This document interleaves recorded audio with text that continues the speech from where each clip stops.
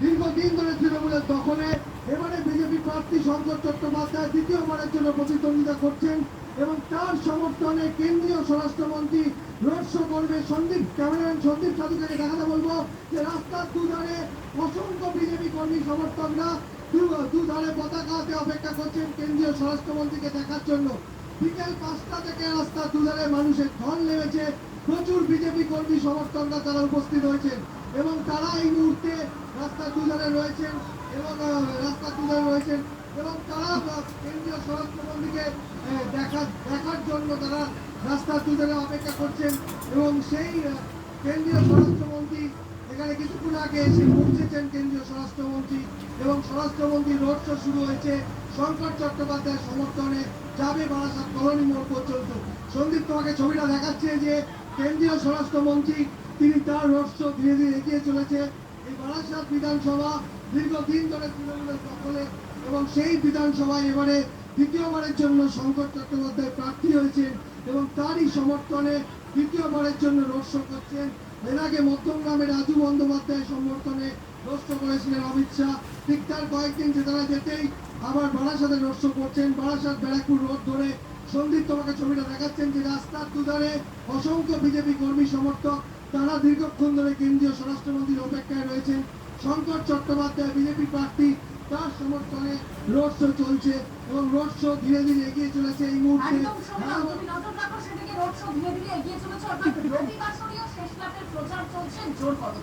Matua vote নিয়ে আমরা কথা বলছিলাম। দেখুন, মতুয়া মহাসংঘের একাংশ কি দাবি করছে যে প্রত্যক্ষ পরোক্ষভাবে 102টি বিধানসভা আসনে মতুয়াদের প্রভাব রয়েছে, যার মধ্যে সরাসরি প্রভাব রয়েছে 30টি আসনে।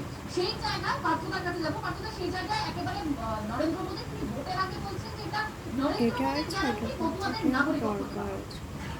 দেখুন, এর আগের দিনও আমি একটা চ্যানেলে বলেছি, আজকেও বলছি, প্রায় বছর 30 আগে ভারতীয় ফুটবলে একটা নতুন কথা এসেছিল, ডায়মন্ড সিস্টেম।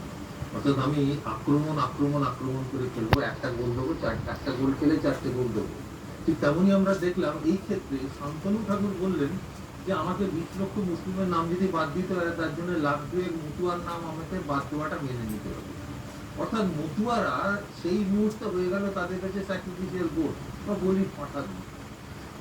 এবারে আপনি দেখুন,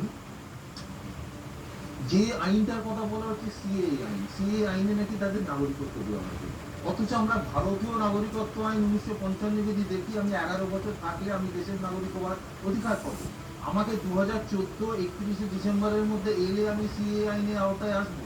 আমি 11 বছর হয়ে আমার 12 বছর হয়ে গেছে, আমি তো ওই দেশের যে সাধারণ স্বাভাবিক আইন, আমি সেই আইনেই দেশের নাগরিক হতে পারি। আমাকে সিএ আইনের মাধ্যমে কেন আসতে হবে? কেন আমাকে ওই দেশের স্বাভাবিক যে নাগরিকত্ব আইন সেই আইনের মাধ্যমে আমি পাচ্ছি না? প্রশ্নটা হচ্ছে এইখানে। এবং ব্যাপারটা হচ্ছে যে এই ব্যাপার মানে প্রত্যেকটি নির্বাচনে ইদানিংকালে দেখা যাবে এই দাবিটা করা হচ্ছে যে আমরা এলে তোমাদের নাগরিকত্ব দিয়ে দেবো। ঠিক যেমন নরেন্দ্র মোদী বললেন যে আমরা এবারে ইলেকশনে জিতলে আরজি করেরও ফাইলটা খুলে দেবো। কেন না জিতলে তুমি আরজি কর ফাইল খুলবেন না? তাদেরই তো হাতে ছিল। আজকে শিক্ষা দুর্নীতি, নারদা আরজি কর সমস্ত তাদের হাতে ছিল। তাদের ইনভেস্টিগেটিং এজেন্সি গুলো তারা সমস্ত কাজ করেছে। তারা কি করলো? ফেলিওরটা তো তাদের। হ্যাঁ, মমতা